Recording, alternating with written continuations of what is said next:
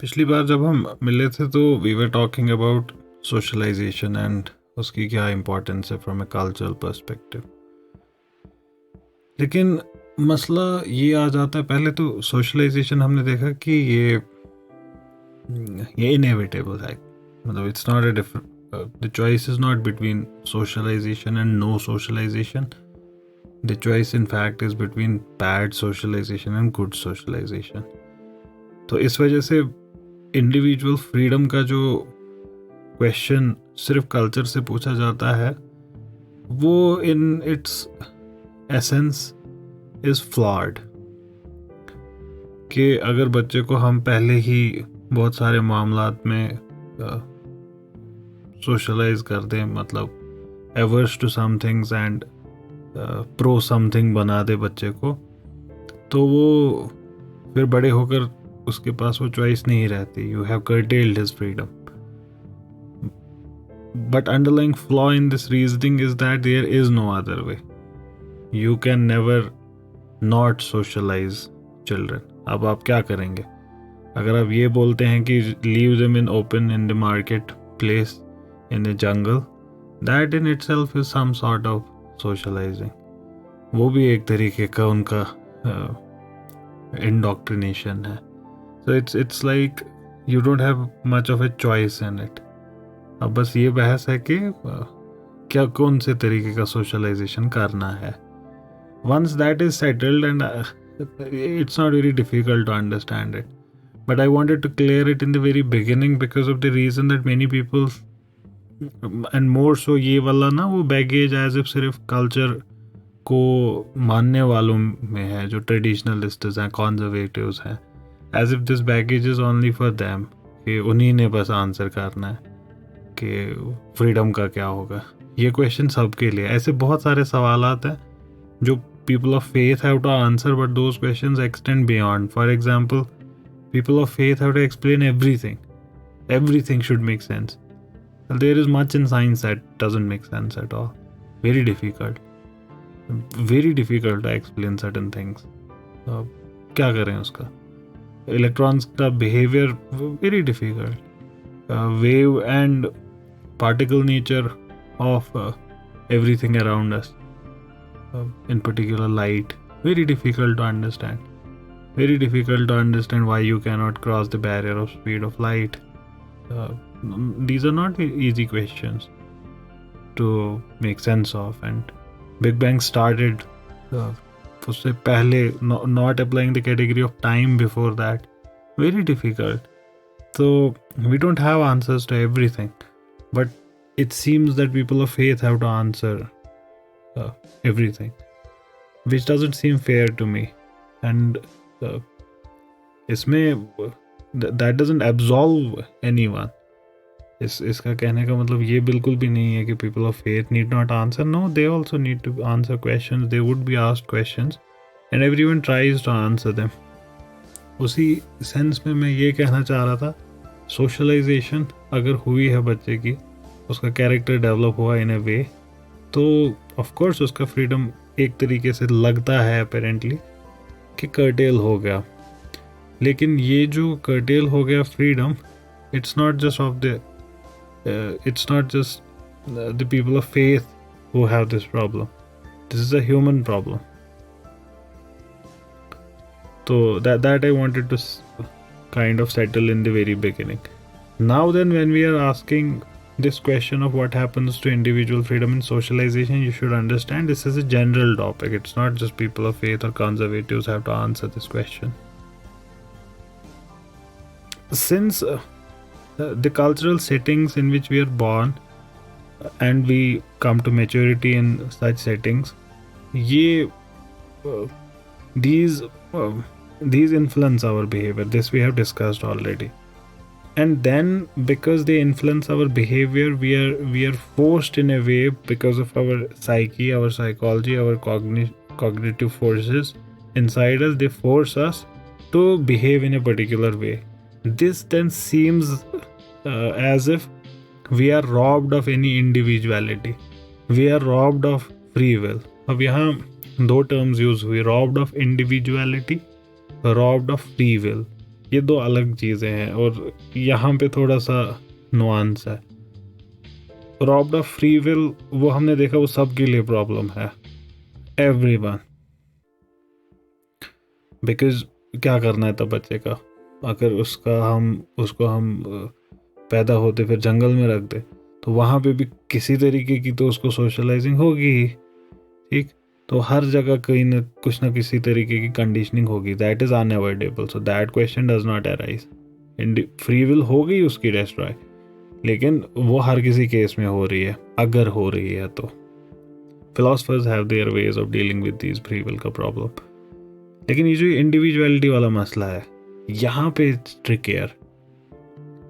Individuality वाला मसला, it becomes tricky because think about someone arguing like this, okay, do not indoctrinate children in particular ideologies, let them be what they want to be, and you notice them and see कि उनका रुझान किस direction में है, and instead of guiding them in a particular direction in which you want them to move, let them move in the directions they want to move into, and you just be a support in that.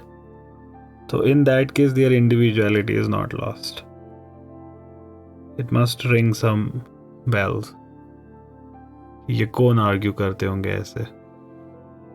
Think of waste में अभी बहुत बड़ी ये बहस है कि बच्चों को वो प्यूबर्टी ब्लॉकर्स, ये तमाम मसाइल जो होते हैं वहाँ पे, तो they argue कि children can decide about their own sexuality, for example, gender, etc. तो वो self identify कर सकते हैं बच्चे, and they themselves know inside कि what they are, what they feel like. तो मास्टर को बाहर से उनको नहीं बताना चाहिए how should they behave. तो ये वाला argument is still an interesting one, and this needs to be considered on its own merit. But the free will one, individual freedom वाला मसला, वो नहीं है. Then we can say कि ये जो, if we translate individual freedom as यही वाला freedom to be what one wants to be, then we can say a particular kind of socialization does limit individual freedom. I hope you understood how to think about this. You know, one of the issues we face while learning is people are prejudicial towards varying positions or differing positions. तो एक मुस्लिम अगर से for example यही LGBT का फ़लसफ़ा पढ़ेगा या feminism का फ़लसफ़ा पढ़ेगा, कम्युनिज्म का फ़लसफ़ा पढ़ेगा, he has already made up his mind and he reaches it prejudicial, because of which he is not able to understand what is being said and is therefore bound to do injustice to it.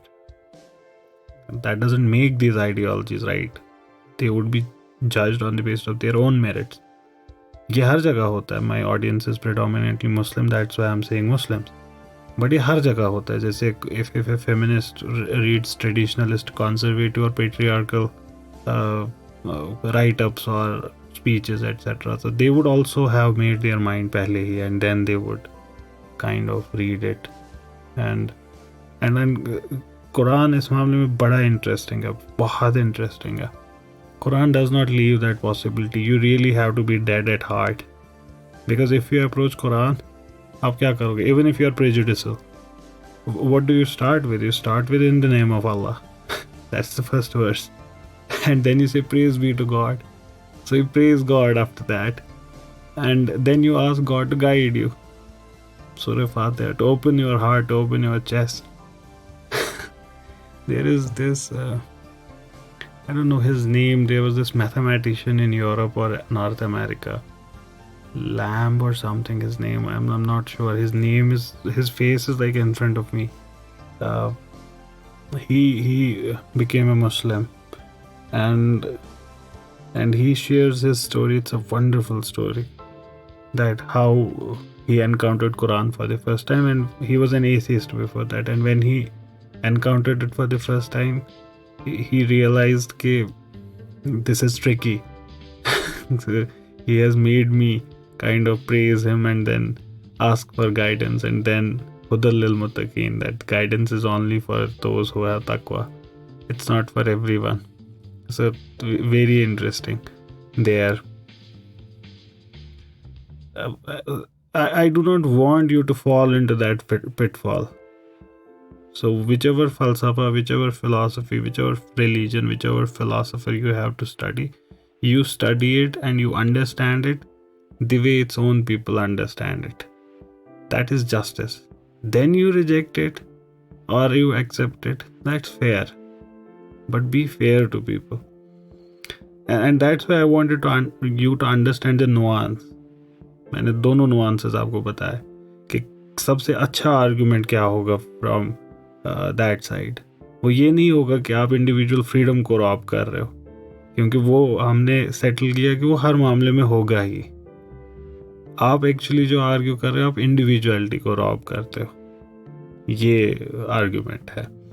और अगर हम individuality को free will के साथ conflict करें कि एक ही है, then this argument becomes a good potent argument and needs to be addressed. And now that you have seen, my job is done.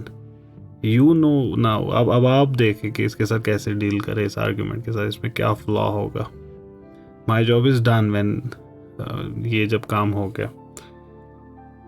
लेकिन इस व्यू को बहुत ज़्यादा सराहा नहीं जा सकता कि सोशलाइजेशन आपके फ्री विल को ख़त्म कर देता है.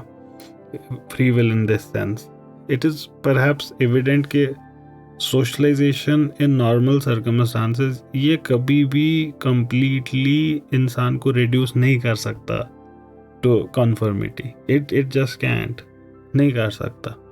क्यों? क्योंकि विद इन सोसाइटी हमने देखा कि one person belongs in to lot of different groups. Belongs to a lot of different groups. So what does that mean? That means there is inherent conflict in society as well. Many factors encourage conflict. And there are conflicts between socializing agencies as well. इसको मिसाल से समझ सकते हैं. पापा और उनकी family बड़ी स्ट्रिक्ट है. चॉकलेट नहीं खाना है, बाहर से ये नहीं खाना है, वो नहीं खाना है. ठीक है, ओके, चल रहा है आपके घर का माहौल. लेकिन ननिहाल वाले, वहाँ जाते ही आप क्या कहने, फिर आपके मामा जी आ जाते हैं, गोद में उठा के ले जाते हैं बाहर. ये खाओगे, वो खाओगे, क्या खाओगे. दाखिल होते हैं ननिहाल वापस तो पूरे चॉकलेट ही चॉकलेट. तो you see there is this socialising agencies जो दो हैं, इनमें टेंशन है. अब घर में ही देखे, पापा स्ट्रिक्ट है, मम्मा वाले यू लीजिए मुँह भला है. पापा मार रहे हैं दो. अच्छा, another group, mummy papa strict है, नहीं पढ़ाई करो. दादू दूर से आँख से इशारा करते हैं, 2 मिनट पढ़ लो फिर जाएंगे घूमने. ठीक, there are strict relations and there are joking relations family के अंदर ही. एक जैसे बहू अपने फादर इन लॉ के साथ हंसी मजाक नहीं करेगी, लेकिन देवर और भाभी करेंगे आपस में. सिमिलरली फादर एंड सन नहीं करेंगे आपस में मजाक, बट सन एंड ग्रैंडफादर करेंगे, ग्रैंड डॉटर ग्रैंडफादर करेंगे मजाक. So there are certain joking relations and others. So there are always these conflicting social agencies. There would be conflict between school and home, ऐसे मामलात में, between home and peer groups. Now, if there are different forces which are pulling you into different directions, and these forces would be variable in your life, what does that mean? That means the path you would choose, the paths you would take in your life, they would be unique to you, because these are so many. इसीलिए I stressed in previous session कि ये जो agencies है infinite है, क्योंकि अगर ये limit हो गई then individuality would be limited. लेकिन ये इनफाइनाइट है, so the possibilities present themselves infinite more. From birth to death we are involved in interaction with others. Now, this is also important to understand. So even if the child is let free, would he B free from other constraints, जैसे would he never be, ही और she never be meeting anyone, और हर एक group आपको कराएगा ही किसी न किसी तरीके से इन्फ्लुएंस करेगा ही। अगर माँ बाप को ही आप बस कह रहे हैं, usually when this argument is made of individuality, it's against family, it's not against friends etcetera. अगर वो इन्फ्लुएंस करेंगे उसका क्या, इंस्टीट्यूशन ऑर्गेनाइजेशन वो इन्फ्लुएंस करें उसका क्या। सो all of these are going to influence, otherwise the child, because we saw socialization is a lifetime process, so why stop, why allow socialization after 10 or 15, why stop, what makes that different that particular age. So the fact that from birth to death we are involved in interaction with others, this certainly conditions our personality, इसमें कोई दो राय नहीं है। जो values हम hold करते हैं, the behaviour that we engage in, ये all of it is learned in one way और another. Yet socialization then also becomes the very origin of our individuality and thus our freedom. क्यों, कैसे? जब हम socialise हो रहे होते हैं इस सारे सोशलाइजेशन के माहौल में, we develop a sense of self identity. हमने बात की थी आइडेंटिटी क्या होती है, placing yourself in a group and then differentiate. That means अगर पूरी कायनात में आप अकेले होते तो आपकी कोई आइडेंटिटी भी ना होती। You can not place yourself in a group, नहीं कर सकते। तो अगर आइडेंटिटी नहीं होगी, you are not developing self identity, that means you don't have freedom either. क्यों? आइडेंटिटी और फ्रीडम का क्या लिंक है? आइडेंटिटी का मतलब हुआ something unique to you, something unique to you. Something unique to you means free from anything else out there. So the capacity for independent thought, capacity for independent action, वो तमाम develop होती है with in these socializations. इसका मतलब ये हुआ कि socialisation में shape individual to some extent, that is correct. It also provides the foundation for unique personality to develop. So what does socialization do? Socialization it provides you the foundation. वो unique personality और potential को develop करने के लिए जो bare minimum चाहिए पहले वो दे देता है आपको. कहने का मतलब if you are not socialised you would not have developed all the skills. ये बहुत इंटरेस्टिंग है, बहुत पेचीदा है, इसमें थोड़ा दिमाग लगेगा. ये ऐसा कह रहे हैं कि suppose you are not socialised at all, nothing, your parents interfered in nothing. आप पैरों से तबले बजाते थे, आप जो भी करते थे, ठीक, वो कुछ नहीं कहते. तो ऐसी सिचुएशन में यू डेवलप्ड से 5 skills. Okay, you developed 5 skills जिसमें से स्विमिंग एक नहीं है, जिसमें से रिश्ता कैसे बनाते हैं वो नहीं है, ठीक है. अब दूसरी फैमिली है, उसने अपने बच्चे को सोशलाइज कराया, उस वहाँ पे 3 स्किल सीखे और रिश्ता सीखा और स्विमिंग सीखी. So the argument here is the person who has learned more skills is freer. How? Think of it like this. Both of these children are on the beach. दोनों एंजॉय कर रहे हैं, बड़े धूप है, एवरीथिंग, जूस भी P रहे हैं, बस जैसी लाइफ चाहिए थी वैसी. अब ये जो समंदर है इसमें 2 मिनट के लिए तैरना चाहते हैं या जाना चाहते हैं आगे तक. You can understand the one who cannot swim cannot go beyond a distance. That means not free. But the person who has that skill may choose not to, but his choice is free. What is being said? What is being said is that there is, humans are free even in later life to adopt or not to adopt a particular style. But if they are not socialized, the bare minimum जो इंसान को होना चाहिए so that he is able to use free choices, वही develop नहीं होंगे. तो इसको ऐसे तीसरा तरीका देखने का ये है कि if human child is let free from his or her childhood, they would be forced by their base desires to follow a particular way. Now if you are forced by your base desires to follow a particular way, that means you are dictated by your desires to act in a way. That means your actions are causally determined by something interior. If they are causally determined, they are not free. Free choice is जब तलब हो लेकिन फिर भी आप choose कर सकते थे उस तलब को ना फॉलो करना. अब आप उस तलब को फॉलो करें या ना करें वो आपकी चॉइस है, लेकिन वो फ्री तब होगी जब आपके अंदर कैपेबिलिटी है उस तलब को अवॉइड भी करना. So the tables have turned all of a sudden. The other side is now arguing कि फ्रीडम इसी में है कि हम बच्चों को सिखाएं कैसे अपने आप पे कंट्रोल करना है. कंट्रोल न करना इज़ ईजी, ये स्किल वो कभी भी सीख सकते हैं, लेकिन कंट्रोल करना is a skill they need to learn, and after that they can choose to be anything. So this means that socialisation may shape your individuality, yet it provides the foundation and potential for autonomy. As individuals learn these norms, values, beliefs of their culture, they develop the sense of who they are as individuals in this world. This includes उनके personal values, उनके personal interests, उनके personal goals. और जब ये strong sense of self identity develop होता है इंसान में, they are better able to make choices that reflect their own value set, their own beliefs. जिन बच्चों को इन चीज़ों का इल्म नहीं होता, आर्ग्यू कर रहा है दूसरा साइड कि वो बच्चे ये फ्यूचर में भी कभी अप्रिशिएट ही नहीं कर सकते. आप फिर चाली मैंने ज़रूरत सुने या फिर आप सुने रोने दामान या कोई और गाना, वो आपकी चॉइस है.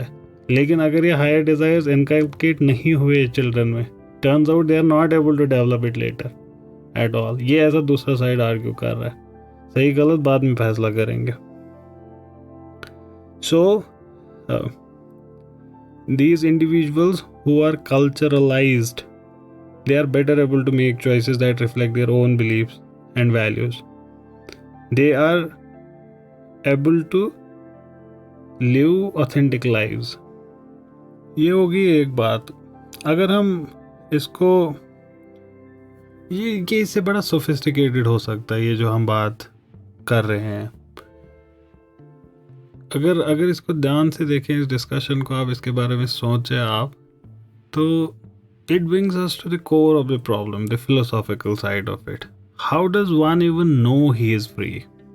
What choices are free choices? इसका जवाब दे पाना बड़ा मुश्किल है. हर एक चीज़ को हम फाइनली कॉज एंड इफेक्ट पे ये कर सकते हैं, हर एक चीज़ को. तो it's very difficult to answer this question कि फ्री है ही कौन. पहले तो जैसे अगर बेसल डिज़ायर्स को फॉलो करना फ्रीडम है, तब भी मसला हो गया पैदा कि your desires are dictating you. लेकिन फिर कोई आर्ग्यू कर सकता है कि following your own sense of being means that was not influenced by outside, that is free. दूसरा आर्ग्यू कर सकता है following your inner instincts, basal desires, and not being able to control them, choosing to do otherwise or not being able to choose otherwise. That's not freedom. Freedom is choosing to follow some other nature as well. So both these sides can have argument, and it's very difficult to decide on one. And who wins the day then? The thinker is always wondering. The idiot is always sure. The thinker doesn't have good answers to it, but he chooses to live in one way. Turns out the thinkers usually choose the side. They tend to side with order than chaos. अगर हम and then second is लोग उस चीज़ को ज़्यादा follow करेंगे जिसका rhetoric strong होगा या फिर जिसमें हकीकत होगी, और समवेयर ये सारी चीज़ें मिल के सोसाइटी डिटरमिन करती है कैसी होगी. दैट मीन्स सोसाइटी के जो स्टालवार्ट्स हैं, बड़ी हस्तियां हैं, वो किस साइड हैं, दूसरा हकीकत किस साइड है, और जो बातें कर रहे हैं वो किस साइड है. ये 3 चीज़ें मिलाकर बताएंगे कि सोसाइटी में फाइनली रुझान किस साइड का होगा। अगर इनमें से कोई एक चीज़ बहुत बड़ी हो गई, वो शायद अकेले ही कंट्रोल कर ले।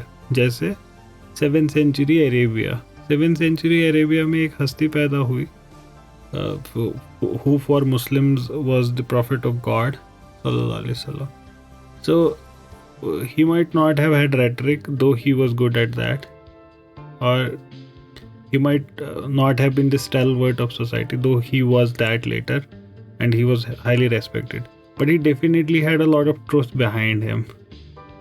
So the truth was spoken, and at least that's what the Muslims believe. Okay, the truth was spoken to people and the people readily accepted it. In other societies there would be some great people जो वो positions लेंगे तो लोग वही वैसे ही positions लेते हैं, या फिर कुछ सोसाइटी में फिर कुछ ऐसे लोग पैदा होते हैं जो बड़ा लैंग्वेज पे होल्ड होता है, they mould people around. So summation of these three would determine. But if we leave this discussion at that point, we can still add one more point, and probably you would now be able to see through the rhetoric कि ये logical argument नहीं है, but आपका दिल कहीं पे इसको शायद एक्सेप्ट करे. अगर हम इस चीज़ को for the sake of argument 2 minute के लिए एक्सेप्ट करें भी कि ओके कि we follow our desires without any influence from outside, without any taming from outside, and we start calling that freedom, then listen to what conclusions we can reach. Pig is free, human being is not. A pig is free then, a dog is free, man is free, Socrates is not. But somehow this seems revolting. Why? Because pig will be forced to behave like a pig. A pig can never behave like a cow. It can never choose to be cow. It's वो बंधा है. So is a pig free actually? Though I said there is no good way of determining what is freedom, but I think this strikes something inside us. Humans willfully choose. It is in this will element, ये जो willful element है, that makes us free. So embracing willfully is freedom. And this is what later existentialists also said, and not many people understand it. जैसे for example Sartre would argue that authentic living is willfully embracing, not living in bad faith कि आप ज़बरदस्ती role play कर रहे हैं. नहीं, when you willfully embrace that role, you have started being free. So embracing willfully, for example, culture or religion is equally freedom. But then why would you embrace at all? What would you embrace at all? Why and what and how? You can embrace only when you know. Or how can you embrace something that you do not know? Huh? You cannot. Your choice is always between what you know. Then can we not say knowledge lies at the root of freedom? आपको एक ही phone के बारे में पता है, iPhone. आप wilfully iPhone खरीद रहे हैं, लेकिन क्या ये फ्रीडम है?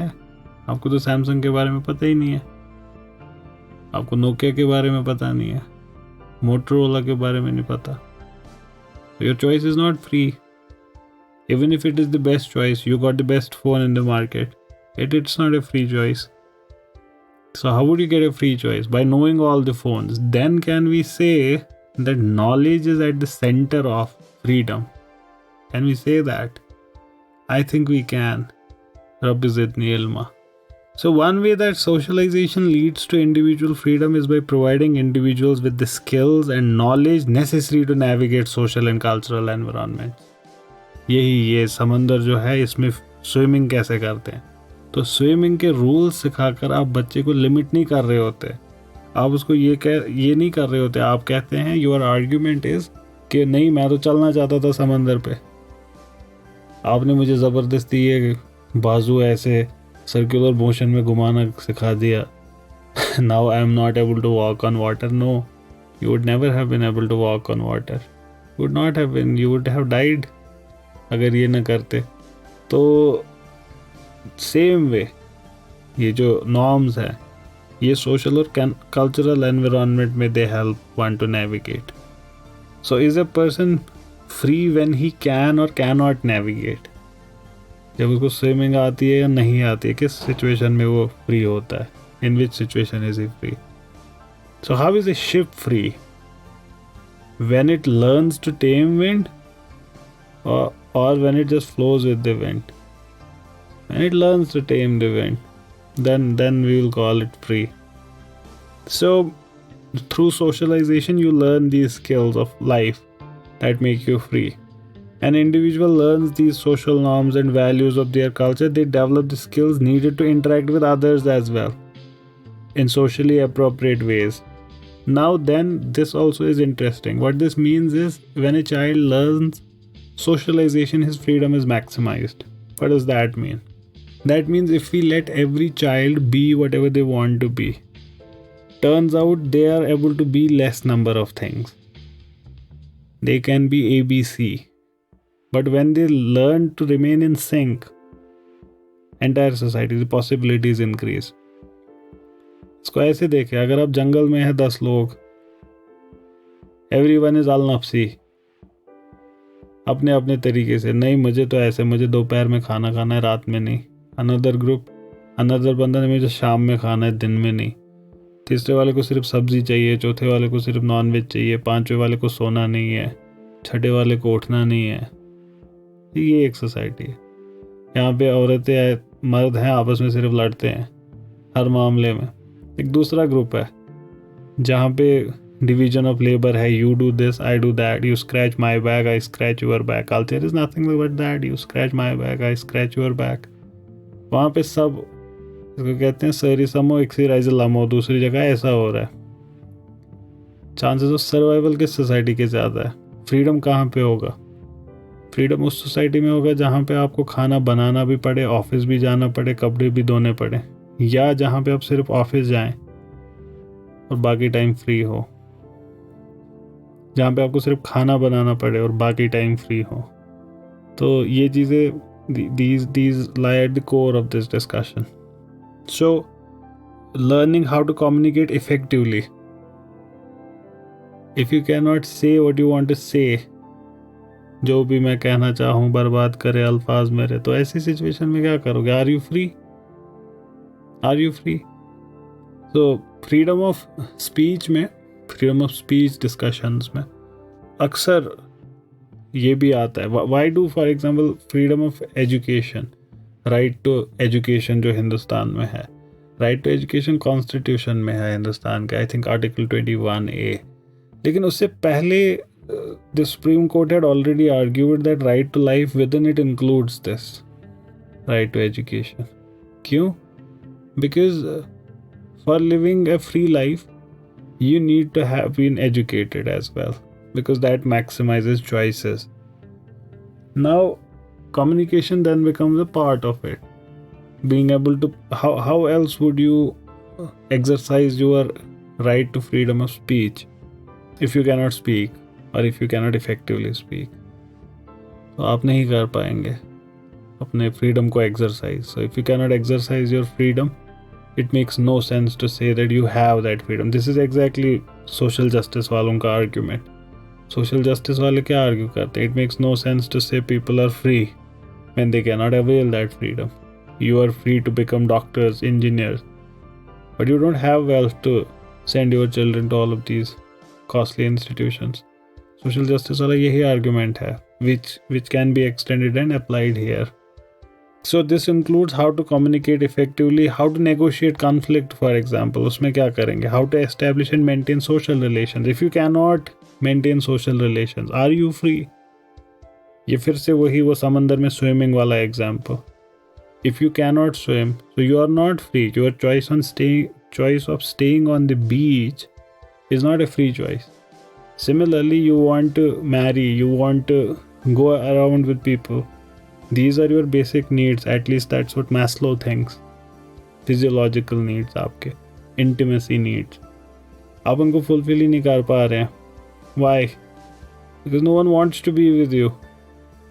So you would have to learn a certain degree of freedom. Certain degree of social skills. That is what is called socialization. और ये स्किल एक्वायर करके हम एक दूसरे का फ्रीडम मैक्सिमाइज करते हैं. अदरवाइज क्या होगा? If your freedom is maximise, my freedom would be minimise. जैसे आपका फ्रीडम मैक्सिमाइज करने का मतलब हुआ कि आप जब भी बोलना चाहें बोल सकते हैं, लेकिन जब आप बोलेंगे मुझे चुप रहना पड़ेगा, मेरा फ्रीडम मिनिमाइज हो गया. आप जो चाहें खाना चाहें, एक संतरा अवेलेबल है, मुझे भी खाना है, आपका फ्रीडम मैक्सिमाइज करने के लिए वो आपको मिलेगा. Now we have to strike a balance somewhere.